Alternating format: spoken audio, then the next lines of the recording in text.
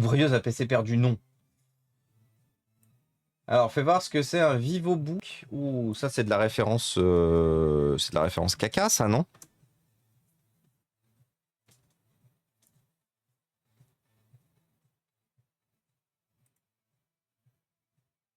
Ah non, c'est pas de la référence caca. C'est quoi comme ref? C'est un flip. Très bien. Une touche de souplesse, caractéristique du produit. Après, dans les gammes en dehors de Republic of Gamer, j'ai eu que des retours négatifs des ordinateurs VivoBook de ces 2 dernières années. Enfin, j'ai pas eu que des retours, j'ai eu beaucoup de retours négatifs des VivoBook chez Asus. C'est quelle génération Pyram? C'est le Ryzen 5 7 III?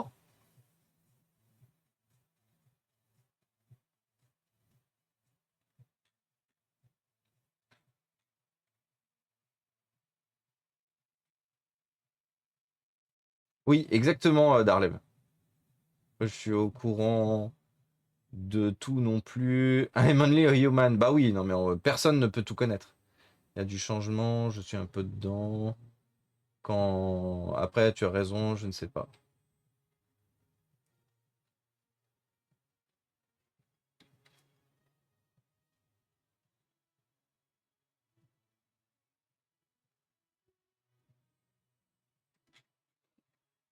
Des bisous, Alexia. Des bisous. Je vais travailler quelques heures pour moi. Eh ben, bon courage. Bon courage, bon courage. AMD Ryzen 7 with Radeon Graphics. Yes, Pyram. Et bonjour, bonjour Yamire. Yamire, d'ailleurs, qui vend un ordinateur, un Dell XPS 12 pouces, 2 en 1, donc vous savez qu'il se retourne et tout. Processeur de 10e génération, 16 Go de RAM, 500 Go de SSD. Je crois qu'il l'a mis en vente sur le Discord, ou en tout cas je l'ai conseillé de faire. Est-ce qu'il l'a réellement fait après? Je sais pas. Mais voilà, n'hésitez pas à... si c'est quelque chose qui vous intéresse, n'hésitez pas à le contacter. Comment il va, le Yami? Qu'est-ce qu'il raconte de beau? Oh, on a une carte Wi-Fi de merde. Étonnant. Et on a un disque dur. Et du coup, Pyram, bah, il faut savoir une chose, c'est que la personne que je connais qui a eu plein de problèmes avec son Asus, bah, c'était de la même génération que toi, mais chez Intel du coup. Sur Intel 10e génération, et pareil, des problèmes de reboot aléatoire, de trucs vraiment pas forcément descriptibles. Bah oui, mais en fait, vous la connaissez, je suis con. Vous la connaissez, c'est Boulen. C'est notre Boulen national. Oh, le PC de fumeur. Incroyable. C'est notre Boulen national qui malheureusement a eu une très mauvaise expérience avec un Asus à son boulot. Où justement elle a eu que des problèmes avec le PC pas fiable, le PC qui reboot n'importe comment, qui fait n'importe quoi, qui est lent, qui crache quand elle utilise Teams. C'est un peu un PC pro, donc du coup c'est un peu problématique du coup quand tu utilises Teams en outil de travail et que le truc qui crache en permanence.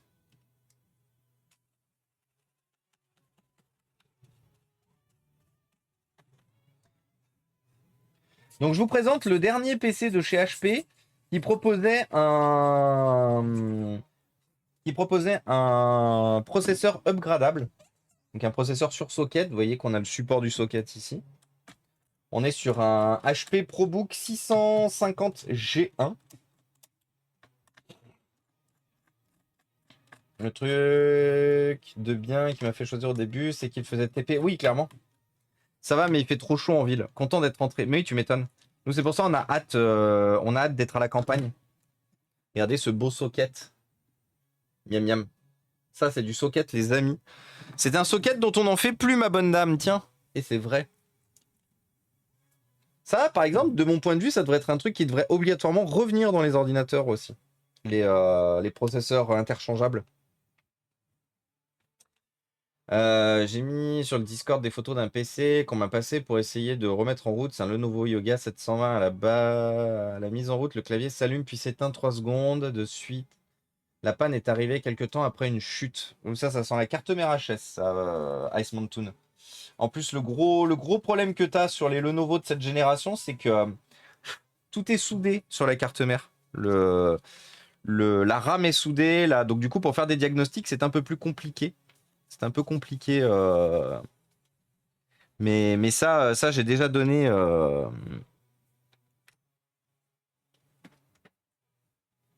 Ça, j'ai déjà donné des pannes comme ça sur des Lenovo. Et souvent, c'est carte mère HS. Même à la campagne, à 700 mètres, il faisait 29 degrés chez moi. Oh là là. Ouais, mais au moins, au moins, t'as de l'air un peu. Ce qui n'est pas du tout le cas en centre-ville. Et oui, du coup, beaucoup de poussière. Et une fois de plus, regardez le teint jaunâtre de cette poussière. On dirait une petite chenille processionnaire, là. Mais vous voyez? Ça, c'est de la poussière de fumeur, ça. Ça, c'est un PC. Ça, c'est un PC qui a vécu beaucoup de clopes dans sa vie.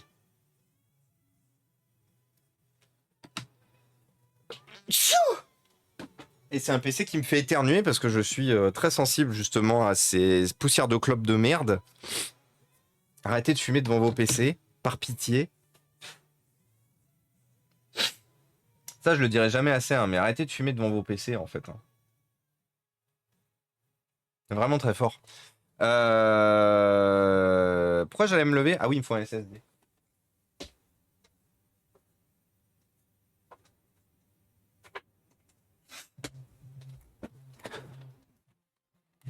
Donc ce week-end, je suis tombé sur un Jean-Michel dépanneur. J'ai beaucoup ri parce que vous savez que la semaine dernière, je me suis fait démarrer pour plein de raisons et tout sur Twitter. Et là, ce week-end, je suis passé sur un Jean-Michel. J'ai eu une expérience de merde, donc mon expérience de merde est la règle.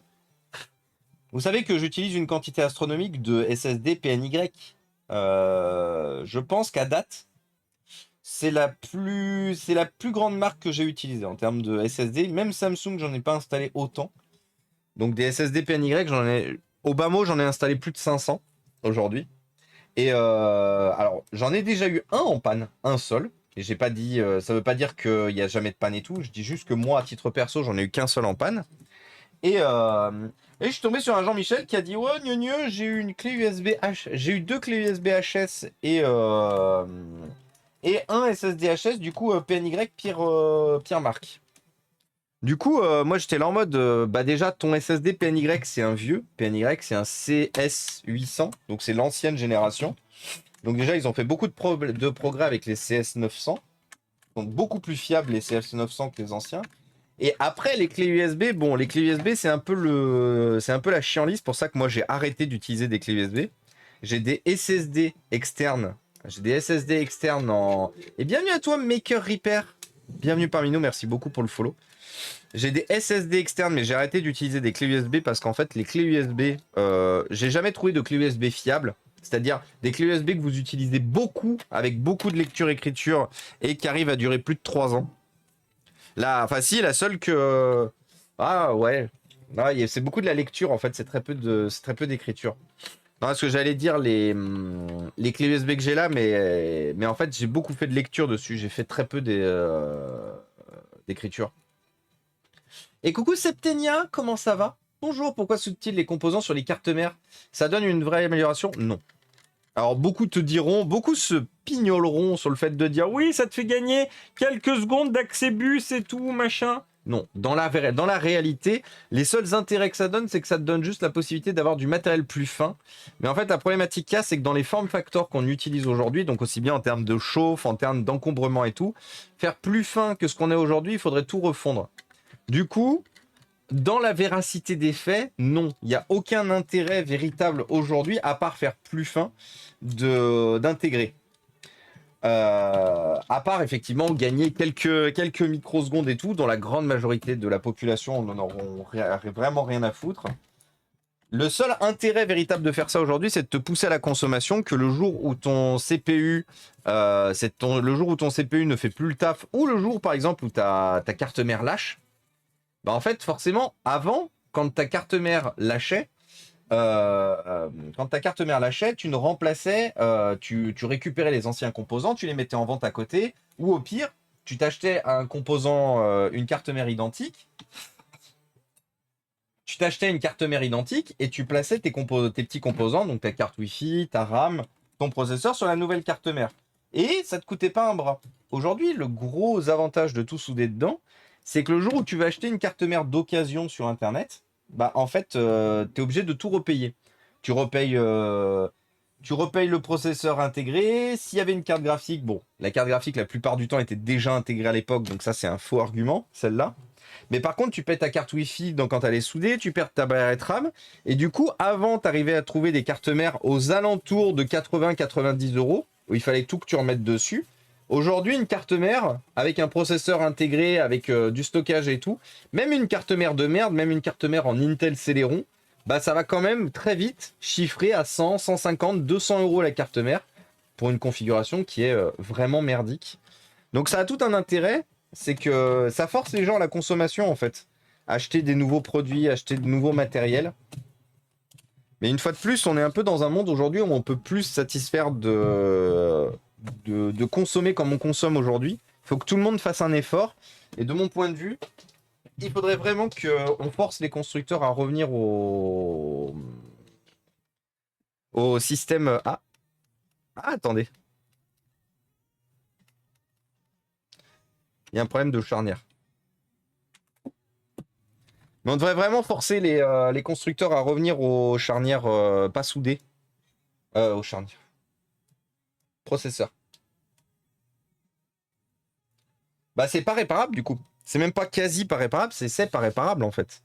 Quand c'est tout soudé, à part si tu connais des gens qui sont experts en soudure, en refonte, voire même en remplacement, bah en fait, tu peux pas.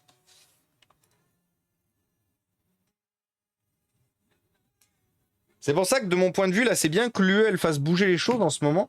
Mais ça serait bien qu'il fasse bouger les choses. Donc déjà avec les smartphones en ce moment.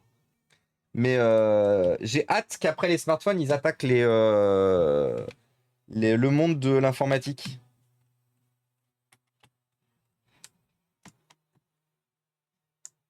J'ai vraiment très très hâte. Et coucou Doui, comment ça va?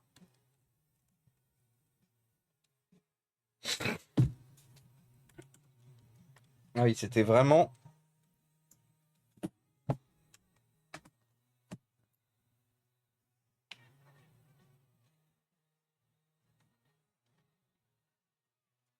Et coucou Ikalan. J'étais déjà verte à devoir changer toute la plaque de clavier de mon PC portable pour le circuit collé dessus. Oui, c'est ça. Bah, tu sais, c'est pareil pour justement pour les claviers. Parce que je pense que quand tu parles de circuit, c'est le clavier qui était effectivement. Mais ça, c'est un très bon exemple encore, hein. À une époque, on avait les claviers qui étaient amovibles. Votre clavier était HS. Là, aujourd'hui, pareil, t'es obligé de sortir le fer à souder, hein. Ah, il y a quand même du jeu, hein. Je me souviens plus comment elle s'enlève, les charnières sur ce PC. Je sais plus si elle s'enlève par là. Alors, j'ai fait une connerie, les amis. J'ai oublié de vérifier le processeur qui était dedans. Je pensais que c'était un i5. Ce n'est pas le cas. Ouais, c'est ça. Ça s'enlève par là. Donc, du coup, on va être obligé de redémonter le PC parce qu'il faut que je change le CPU. Actuellement, le CPU n'a qu'un i3. Et alors que j'ai des quantités astronomiques de i5 qui traînent, ça serait dommage de laisser un i3 là-dedans. Il a eu plusieurs vies ce PC, oui, oui. Il a eu plusieurs vies, il est vrai. Et je crois que c'est par là, effectivement, que les charnières... Oui, non. Ah, non. Ouais, donc c'est ça. Donc on est quand même obligé d'enlever le repose-poignet. Ouais, bah nickel.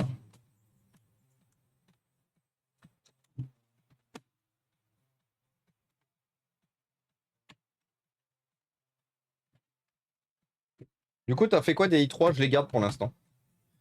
Je finis toujours pas en faire quelque chose. Quand je n'ai plus de stock de i5 et que je récupère un ordinateur qui n'est pas un i3, bah je mets des i3. Après, c'est là où tu peux te poser la question, Kiriline, c'est qu'est-ce que je fais des Célérons? Qu'est-ce que je fais des Célérons? Parce que généralement, je garde tout sauf les Célérons. Et les Célérons, je les donne à liso.exe.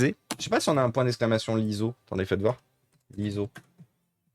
Non, on n'a pas de point d'exclamation liso. Liso qui est en quelque sorte ma partenaire. Qui récupère en fait qui récupère mon matériel hors service, mon matériel en mauvais état ou quoi que ce soit, et qui en fait des bijoux électroniques. Regardez si c'est pas beau. Vous pouvez tout voir sur sa chaîne, sur sa page Twitter. Elle a aussi un Instagram, elle a plein de choses.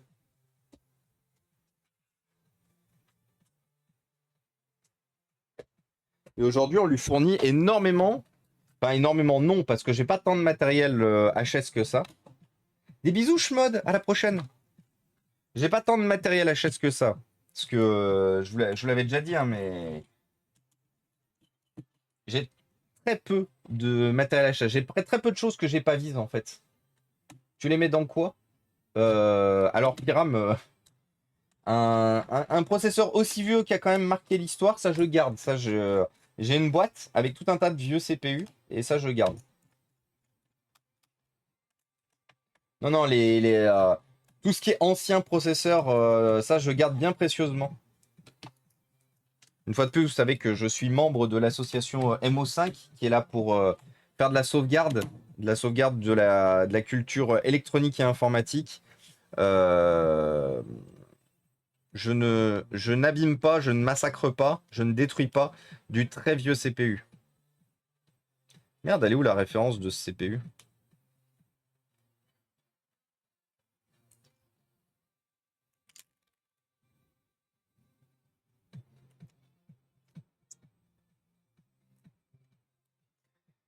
SR1HC. SR1HC. Ouais, c'est ça. En plus, c'est vraiment le i3 d'entrée de gamme.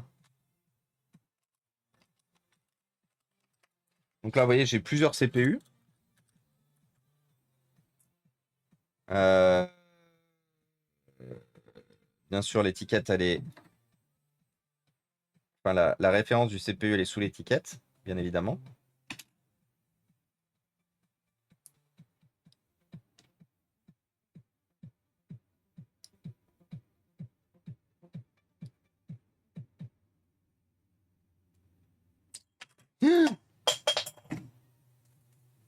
Il ne s'est rien passé, tout va bien. Putain, j'ai eu de la chance. J'ai niqué aucun pin. C'est venu d'un coup.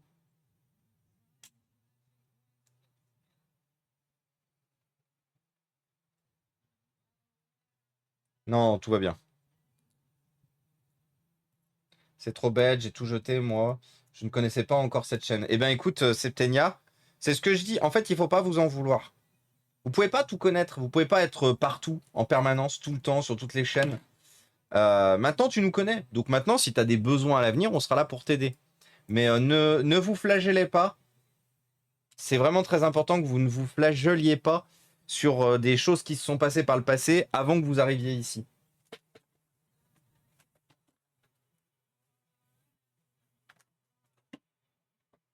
Donc c'est pas grave, Septenia. Dis-toi une chose, c'est que maintenant voilà, maintenant tu nous connais, maintenant on est là, on est dispo. Du coup, si tu as des questions ou des besoins, tu pourras nous faire la demande. Mais clairement, une fois de plus, hein, j'appuie véritablement dessus. Mais il est très important que vous ne vous en vouliez pas, en fait. On vit dans une société qui passe son temps, en fait, à nous mettre en porte-à-faux, à nous rendre coupables d'eux. Et moi, c'est très important pour moi ici que vous ne vous rendiez pas coupable d'eux, que vous ne vous bouffiez pas le cerveau ou l'énergie pour des choses que vous ne saviez pas. On peut pas tout savoir, on peut pas être expert en tout. Donc c'est très important que vous fassiez l'effort en fait de vous renseigner, c'est sûr. C'est important de faire l'effort de se renseigner, mais clairement ne vous flagellez pas. Ne vous détruisez pas la santé ou quoi que ce soit parce que vous avez fait une erreur à un moment, parce que vous ne connaissiez pas la chaîne ou quoi que ce soit. C'est vraiment très important que...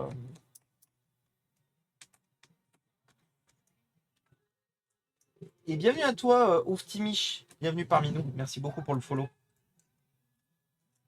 Et voilà, pour moi c'est important de le rappeler et je le rappellerai autant de temps qu'il le faudra. On ne peut pas tout connaître sur tout. Même moi, hein, je suis loin de connaître tout sur tout. Même moi, je fais encore des erreurs. Et vous pouvez pas, vous rendez pas compte parce que vous les verrez pas toutes, mais je fais souvent des erreurs. Je connais pas tout sur tout. Des fois, je pars à 3000 sur des sujets que je maîtrise pas et tout. Et du coup, je me fais rappeler par vous, et c'est aussi normal. C'est aussi tout l'intérêt du streaming. C'est que justement, on est là à échanger, à discuter, et on peut pas tout connaître sur tout. Et bienvenue à toi, Jules Nounou Blue. Jules Nounou Blue, bienvenue parmi nous, merci beaucoup pour le follow. Si je trouve de vieux composants, j'ai de vieilles rames Corsair par exemple, ça intéresse quelqu'un. Oui, tu peux m'envoyer un MP. Moi, je récupère vos vieux matériels. Très souvent d'ailleurs, ce qu'on remet en état sur cette chaîne. Mais je récupère vos vieux matériels pour les remettre en état et ensuite les mettre à disposition pour les donner. Donc si vous avez du matériel dont vous ne vous servez pas, que vous ne savez pas quoi en faire, n'hésitez surtout pas. N'hésitez surtout pas parce que ça pourra sûrement servir. Hop là. Donc ça, on le met là. Alors, est-ce qu'on a une meilleure carte Wi-Fi à mettre là-dedans? Une meilleure carte Wi-Fi de type compatible avec ce PC? Non. Non. Non. Non. Non. Non. Et non. J'ai pas un HP pour pièce. Ah mais si, attendez, j'ai des cartes mères d'HP ici, j'ai pas une carte Wi-Fi.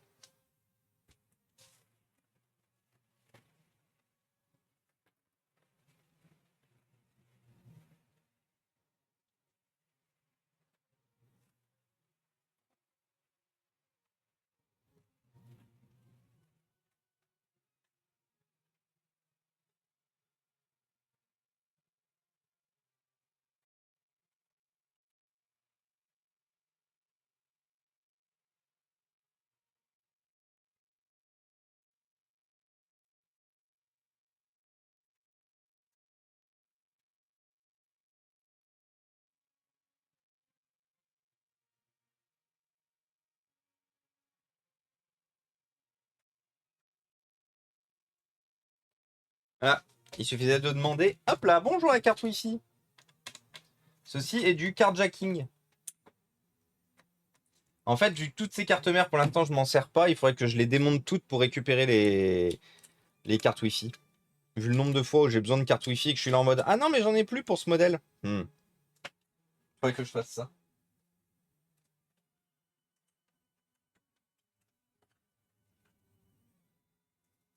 Évidemment, pas faire ça maintenant.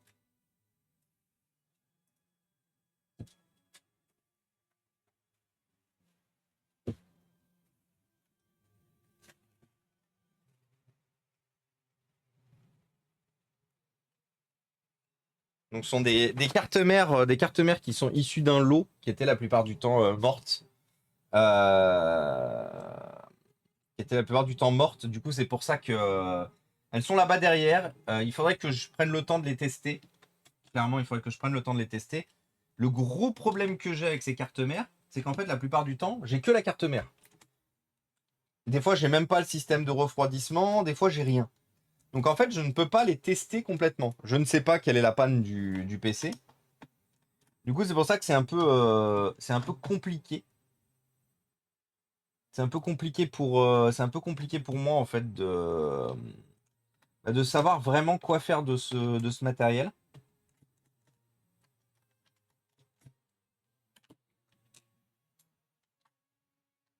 Donc là, j'ai de la chance, on avait une carte Wi-Fi.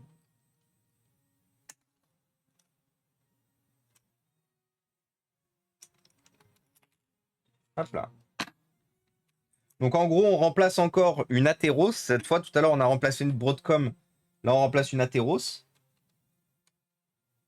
Qui sont toutes les deux, hein, les Broadcom et les Atheros des cartes Wi-Fi du cul.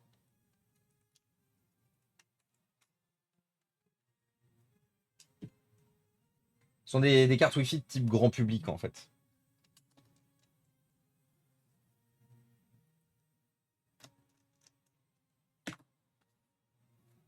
Et coucou Nicotine, comment ça va Ikalan? Coucou à vous. Faut classer les composants dans la boîte du meilleur au moins bon. Ouais, c'est ça. Que je regarde, mais il doit me rester du matériel que je n'ai pas. Pas de soucis, Septenia. Pas de soucis, Septenia. Bah, tu me dis. Tu me dis. Moi, globalement, à part si c'est vraiment très vieux, je récupère. Parce que je suis sur le point de déménager pour avoir un peu de plus de place. Et du coup, à l'heure actuelle, il y a beaucoup de choses que je ne récupérerai pas, faute principalement de place. Mais j'avais oublié que l'antenne, fallait qu'elle passe par derrière si on veut qu'elle tienne, si on veut qu'elle rentre. Voilà. Allez, par derrière, j'ai dit.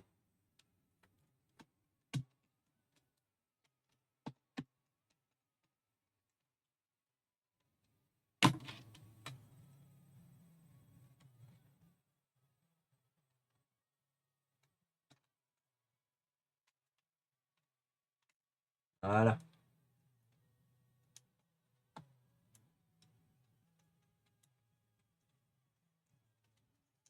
Ah, c'est un peu chiant le système de support de la carte Wi-Fi, hein. Ils ont voulu sur un seul support mettre le support de l'option SSD plus l'option de la carte Wi-Fi. Et bienvenue à toi, Crap DZ. Bienvenue parmi nous. Merci beaucoup pour le follow. C'est quoi vraiment très vieux? Ah, bah justement, c'est peut-être ça. Du coup, c'est pour ça, Septenia, dis-moi ce que t'as et je te dirai ce que je reprends. Bah, merci. Très bien de tester avant le déménagement pour ne pas les déménager inutilement. Ah non, mais je les déménagerai dans tous les cas. Je les déménagerai dans tous les cas parce que si elles sont HS, j'essaierai de les faire réparer. Il y a des cartes mères de très bonne facture. Et vous savez qu'on a le bon Eddy, le bon Darlev qui est parmi nous, qui fait de la réparation électronique. Donc j'essaierai de les faire, j'essaierai de les réparer, les faire réparer. Oubliez les Asus, j'ai mon Rockflow qui s'est éteint d'un coup et ne charge plus. Et n'est plus sous garantie, il a même pas 2 ans. Mais attends, s'il a même pas 2 ans, logiquement, il est encore sous garantie. Merde, je suis désolé pour toi, crap. Parce que normalement, il est encore sous garantie. C'est 2 ans maintenant la garantie du matériel électronique. Putain, il y a 5 ports USB, incroyable. F10. M'en fous, exit. Merci. Alors déjà, il n'y a pas de mot de passe BIOS, c'est cool. Sento, bonsoir. Eh bonsoir. Sento le best qui nous raid, bien sûr, là-dessus. Bonsoir Sento, bonsoir les raiders. J'espère que vous allez bien, j'espère que vous avez passé un bon stream. Qu'est-ce que vous faisiez de beau aujourd'hui? Chasse, bon. Qu'est-ce que vous faisiez de beau aujourd'hui? C'est comme moi, tu vois, moi je raid quelqu'un et qui me dit, bah alors, Inforéa, tu faisais quoi de beau aujourd'hui? Voilà. Donc du coup, si vous ne connaissez pas Sento, le best, les amis, c'est une chaîne d'utilité publique. Bienvenue à toi, Newt Calmement. Bienvenue à toi, Newt Calmement. Merci beaucoup pour le follow. Mais si vous ne connaissez pas encore Sento le best, les amis, c'est une chaîne d'utilité publique qui fait perdre du temps aux scammers. Qu'est-ce qu'un scammer, les amis? Donc on appelle le boulot de Sento le scam baiting. Le boulot de scammer, les amis, c'est de vous contacter par téléphone, par ordinateur, par mail ou quoi que ce soit, et de vous soutirer de l'argent de manière illégale, bien sûr. Donc, et du coup, Sento, d'utilité publique, pourquoi? Parce qu'en fait, il leur fait perdre du temps à ces petits margoulins. Qui sont là et qui vous arnaquent. Donc voilà. N'hésitez pas à aller poser vos follow, du coup, chez Sento, si c'est quelque chose que vous appréciez. Du coup, bienvenue et bonsoir les raiders. Coucou Pralinou, salut Apex, salut Gaëtan le Belge, salut Vodoxy, salut le Pog Gamer, salut Matt la Crêpe, salut Schtroumpf Albinos, coucou Sento. On a mis une PLS à un centre. Ah ouais, un centre complet. Et salut Geeker Matt. Et du coup, bienvenue ici, vous êtes sur la chaîne du